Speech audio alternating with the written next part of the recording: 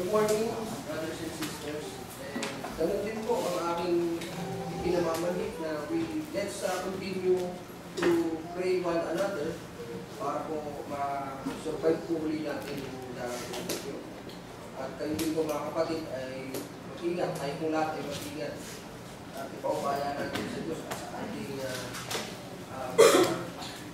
pinaupulan na tayo sana ay magigligtas sa parating naman. So ako ngayon ay hindi na magpapatumpik-tumpik. Ako po ay diretso na agad doon sa ating pinag-aaralan na Bible lesson tungkol po sa pagkabuhay ng mga ulit. Tulad po nung aking ipinangako last Sunday, papapatuloy pa po natin yung pag-aaral. Ako po ay nasa part 2 na ng ginagawa ko pong Bible study tungkol sa pagkabuhay ng mga ulit at aking po pinamagatan na hope for resurrection na ating pong binabasa sa book of 1 Corinthians chapter 15. So, before we proceed to our topic for this morning, let's have a quick recap about what we have studied in last Sunday tungkol po doon sa naging part 1 ng ating kinalakan. So, ito po. Doon po sa ating kinalakay last Sunday, so Paul reminds the church of the gospel that saves if they hold firmly. So, sabi ni Apostol Pablo doon, ligtas kayo dito sa ebanghelyong aming ipinangangaral kung inyong pananatilihan. Doon po sa pagkaligtas po pala o ang kaligtasan, hindi lamang po pala ito yung sa pananampalataya lang na ito ay naniniwala, kundi dapat po itong pinangahawakan. Ano po yung ebanghelyo na sinasabi po doon sa ating pinag-aralan? That Christ died for our sins, He was buried, and was raised on the third day. Ito po yung magandang balita na dumating na nga yung Kristo. Na ito ay patunay na siya nga yung Kristo na magpapala ng lahat ng mga bansa na siyang ipinangako na noong una pa kay Abraham ng Diyos. So, na yung sa iyong binhi, pagpapalain ng lahat ng mga bansa. At nangyari nga sa ating Panginoong Hesus ang mga bagay na ito. Siya'y namatay para sa ating mga kasalanan, siya'y inilibing, at siya'y muling nabuhay. According to the Scriptures. Sa magandang tipato sa kasulatan. So the message is historical, anchored by multiple eyewitnesses. Pinatunayan niya na hindi lamang siya ang eyewitness, ang saksi sa bagay na ito. And then si Cephas, the 12, over 500. At once, James, all the apostle, and finally, himself, the Paul himself, whose ministry is a work of grace, receiving this gospel and gaining, accepting the message, and being baptized. No? Yung pagtanggap po sa ebanghelyo na ipinangaral, no? na inihahandog sa inyo ng mga mangangaral, ng kasulatan, ang sabi sa atin ng pag-aralan, ito'y pinatutunayan natin ating pinanggap kung tayo nagpapabautismo. Sapagkat hindi naman tayo dadaan sa bautismo kung tayo ay hindi mananampalataya at hindi magbabalik loob o hihingi ng kapatawaran sa ating mga kasalanan.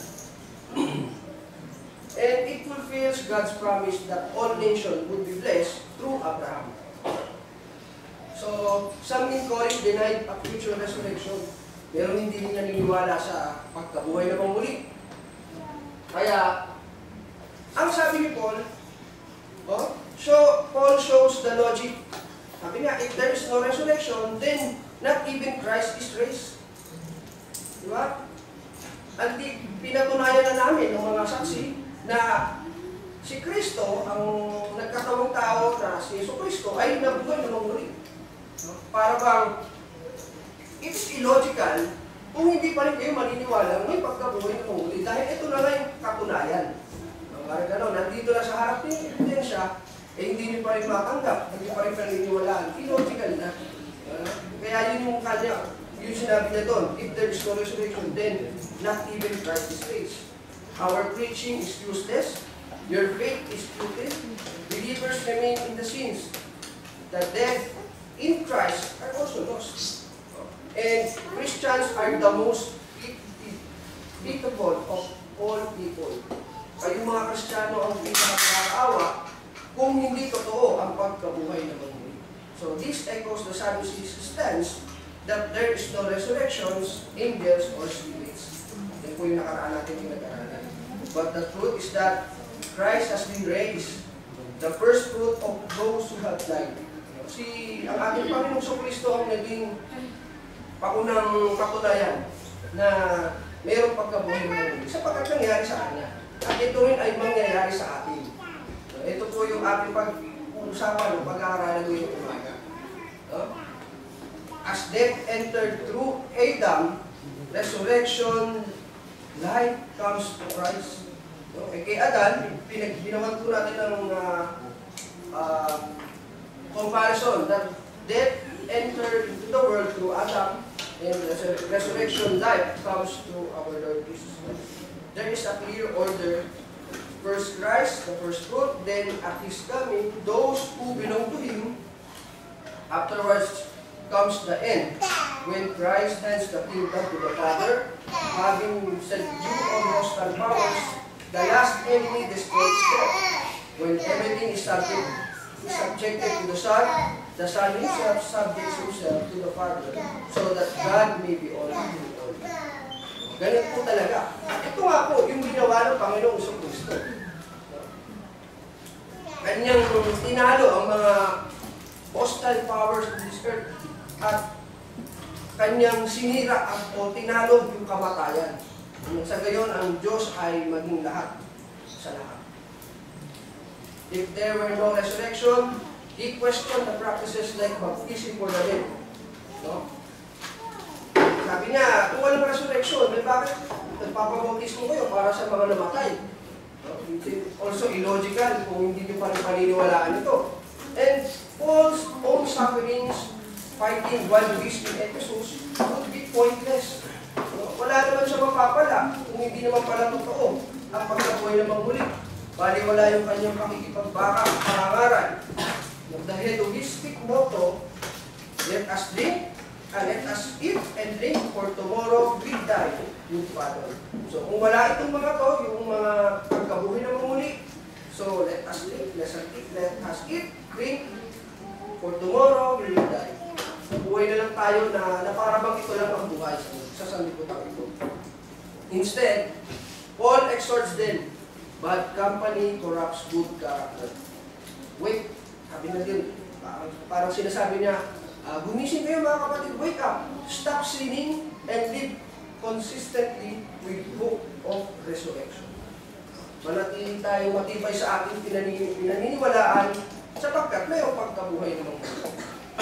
Yun po yung ating mga pinag-aralan last Sunday.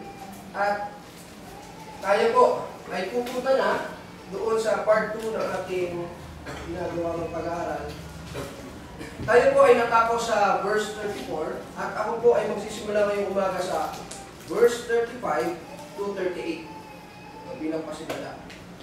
So sabi dito, but someone will ask, how are the dead raised? With what kind of body will they come? Ano naman ang katanungan? So mapapansin nyo, okay, naniniwala na. Naniniwala na kayo na may pagkabuhay na muli. Kaso meron pa rin kayong katanungan. No? It is no longer about whether you believe in the resurrection or not. No? Ito'y tungkol na sa question nyo, tungkol sa kapangyarihan ng Diyos kung paano niya gagawin ang pagkabuhay na muli. At ano yung composition kaya ng ating katawan sa pagkabuhay na muli. At malamang tayo rin naman, tatanungin natin yan. Kasi, unang-una, ang rason, meron tayong mga kamag-anak, mga kakilala, na matagal nang namatay. And alam natin, doon sa kanilang libingan, wala na yung katawang lupa na, as in, bumalik na yun sa alam. Katulad na sinasabi sa Biblia sa Ecclesiastes. No?